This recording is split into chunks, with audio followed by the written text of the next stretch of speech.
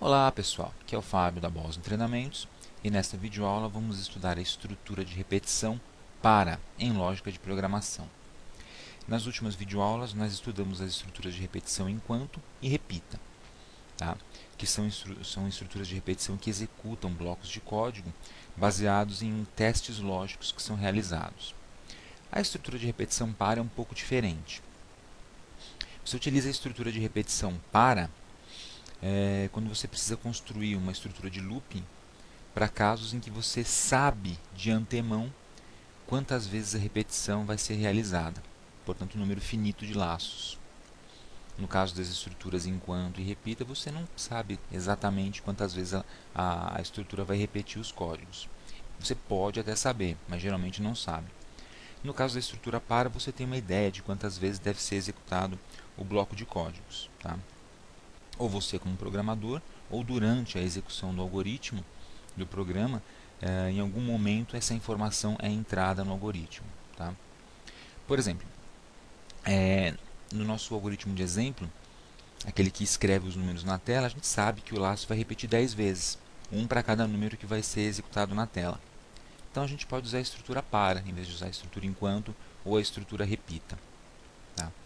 Se você não tiver de forma alguma como saber previamente quantas vezes o loop vai repetir, então você deve usar sempre a estrutura enquanto ou repita. Mas se você sabe de antemão quantas vezes ela vai repetir, é mais fácil utilizar a estrutura para. Tá? A sintaxe da estrutura para, a princípio, como você está vendo na tela, ela parece ser um pouquinho mais complexa. Mas na verdade o algoritmo acaba ficando mais simples quando você usa o para. Então a sintaxe é essa que vocês estão vendo aqui na tela. Para, variável de controle ou variável contadora, de valor inicial até valor final, passo, especifica o incremento, faça. E aí vem o bloco de instruções. Todas as instruções que você quer realizar x vezes. Tá? E fim para sair do loop. Aqui eu tenho uma explicação do que são esses itens que estão grifados. Então, a variável é uma variável de controle, que a gente vai chamar aqui de variável contadora. É a variável que eu vou utilizar para determinar quantas vezes o laço vai se repetir. Então, quantas vezes a estrutura para vai executar essas instruções aqui embaixo. Já início é o valor inicial atribuído à variável. Então, essa variável ela chega aqui na estrutura para sem valor. Tá? E ela é inicializada com o valor que você escrever aqui em início. Por exemplo, 1. Então, eu inicializo a variável com o valor 1. Já fim é o valor final que a variável vai armazenar. Tá? Por exemplo, 10. Se eu quero que o loop rode 10 vezes, eu faço o início sendo 1 e o fim sendo 10. Assim, a variável ela vai ser incrementada automaticamente de 1 até 10. Cada vez que o bloco de instruções for executado, o valor da variável é incrementado a partir do valor de início até chegar no valor de fim, no valor final. Tá? E o incremento, quer dizer, o valor com o qual a variável vai aumentar, você especifica aqui, usando a instrução passo. Tá? Então, passo e boto o incremento. Por exemplo, 1. Se eu colocar passo 1, significa que a variável ela vai iniciar com o valor de início e vai aumentar de 1 em 1 até chegar no valor final. Quando chegar no valor final, sai do loop. E no caso do incremento, você pode colocar o valor que você quiser. 1, 2, 3, menos 1, menos 2. O incremento ele pode ser negativo também. Tá? E assim por diante. Então, faça e aqui as instruções que serão executadas. Tá? Por padrão, o incremento é 1. Tá? Então, na maior parte das linguagens de programação, você não precisa declarar o passo, porque por padrão ele é 1. Você só vai declarar essa parte do passo se você quiser usar um incremento diferente de 1. Tá? O que torna, então, a estrutura mais simples até de escrever. Você escreve só para variável de início até fim, faça, e bota o código de instruções. Tá? O passo, então, ele é opcional. Tá? Vamos ver o fluxograma. O fluxograma é bem simples. Entro na estrutura para, inicializo a variável e vou incrementá-la até que ela chegue no valor final. Tá? E cada vez que ela é incrementada, eu executo as instruções e volto. Aqui eu faço o meu loop, incremento de novo a variável, executo as instruções e volto. e faço isso até a variável chegar no valor final. Chegou no valor final, eu saio do loop e continuo executando o programinha. Tá? Bem simplesinho. Vamos ver o exemplo, aquele mesmo exemplo, imprimir na tela os números de 1 a 10 usando a instrução para. Vamos ver como é que fica. Então, algoritmo números de 1 a 10. Agora eu declarei duas variáveis, a variável número inteiro e a variável contador. Na verdade, esse algoritmo aqui não precisa da variável número. Tá? A gente vai usar só a variável contador, mas geralmente você vai precisar de mais de uma variável. Tá? Então, início. Aí eu coloquei para contador, que é a minha variável de controle, ou variável contadora, de 1 até 10, significa que ela vai ser inicializada com o valor 1 e vai chegar até o valor 10. Passo 1, vai ser incrementada de 1 em 1. Então ela vai valer 1, depois ela vai valer 2, depois 3, 4, até chegar em 10. Faça. Escreva contador. Então eu escrevo na tela o valor que o contador assumiu. Então quando o contador for 1, escreve 1 na tela. Quando o contador for 2, escrevo 2 na tela. E assim por diante, até chegar em 10. Então esse loopzinho vai rodar 10 vezes. Tá? Iniciando em 1, indo até 10 e aumentando de 1 em 1. Se eu omitir passo 1, ele funciona também. Aí ele vai contar de 1 até 10, porque por padrão o incremento é 1, na maioria das linguagens de programação. Mas se eu quiser fazer um incremento diferente, por exemplo, de 2 em 2, de 5 em 5, ou de menos 1 em menos 1, aí eu sou obrigado a colocar o passo. Legal? Fluxograma da solução. Então o contador recebe 1, ele vai até 10, incrementando de 1 em 1, mais 1. Cada vez que isso ocorre, eu escrevo o resultado, o valor de contador na tela e volto o loop. E incremento de novo até chegar em 10. Chegou em 10, eu saio do meu loop. Tá? E aí finalizo o algoritmo. Então vamos ver lá no Visual G como é que funciona. Então eu vou colocar aqui algoritmo para. Vou declarar só a variável contador, porque nesse exemplo a gente só precisa dela. Então contador inteiro.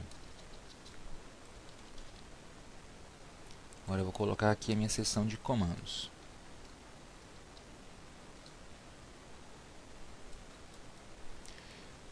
Bom, primeiro, eu não preciso inicializar a variável, porque ela é inicializada dentro da própria estrutura para.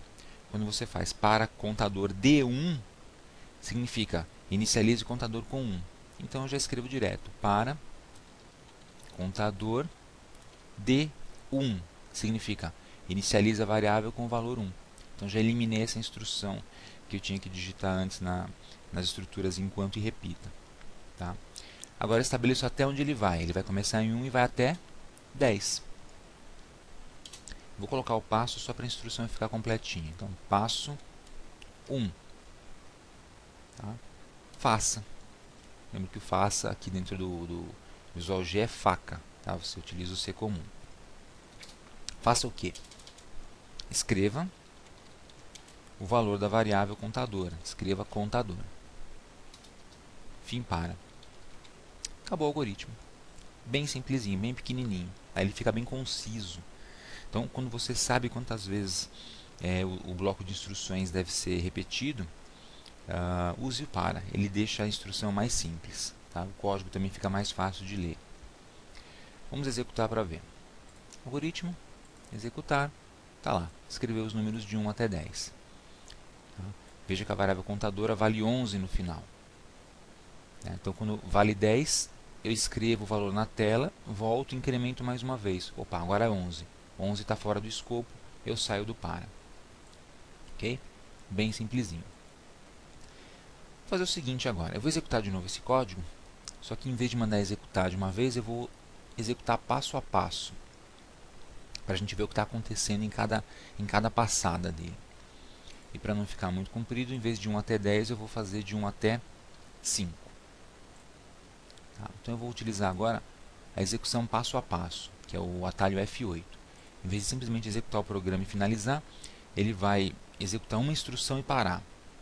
Aí eu dou um toque na tecla F8, ele executa a próxima instrução e para. E assim a gente consegue visualizar o que está acontecendo com o programa e entender um pouco melhor os códigos. Então, F8, passo a passo.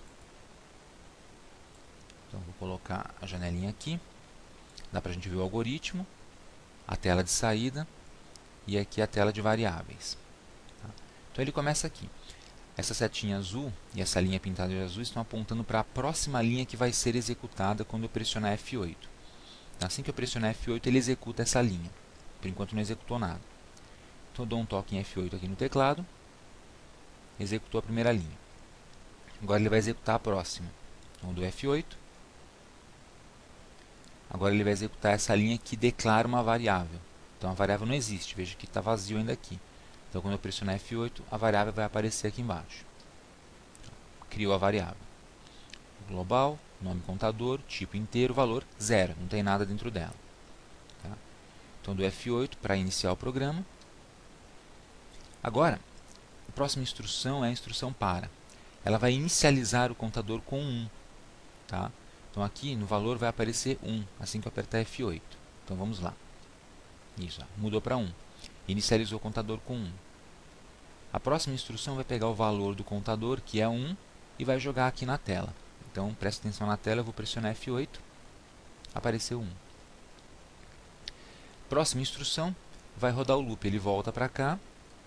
Veja, ele voltou para cima. Tá? E agora o contador passou a valer 2. Foi incrementado automaticamente. Próxima instrução escreve de novo o valor do contador na tela, que agora é 2. Então vai aparecer 2 aqui. Ó, 2. Se eu der F8 de novo, ele volta, incrementa o contador e depois escreve na tela o valor. De novo, incrementa o contador outra vez, agora vale 4, e escreve na tela o valor do contador. E mais uma vez, incrementa o contador, que é essa instrução, agora escreve na tela o valor do contador. Tá? Se eu mandar executar mais uma vez, olha o que ele faz. Ele sai do loop. Ele incrementa o contador, verifica que o contador está fora da minha faixa, tem que ir até 5, agora ele vale 6, então não executa a instrução que está lá dentro, veja que o 6 não apareceu aqui na tela, e ele sai da estrutura para. Ok? E agora eu executo o último código e ele finaliza o algoritmo. Tá? Então, esse recurso do passo a passo é muito útil para você entender exatamente a sequência de operação de um programa, de um algoritmo, de uma estrutura. Eu recomendo que você utilize também durante seus estudos. Vai ser particularmente útil quando a gente começar a estudar os arrays, que são os vetores, que são as matrizes e outras estruturas mais complexas. Legal? E é isso aí. Então espero que você tenha entendido como usar a estrutura de repetição para. Tá? Lembre que ela não depende de um teste lógico, ela simplesmente executa um número determinado de vezes o bloco de instruções. Legal? E estude bem, faça outros testes, faça outros exemplos aí no seu computador para entender direitinho a diferença e a relação entre o para, o repita e o enquanto. Tá? Espero que você tenha gostado. Aproveite para se inscrever no nosso canal do YouTube aqui embaixo. Acesse também o nosso site www.bosontreinamentos.com.br e até a próxima, pessoal.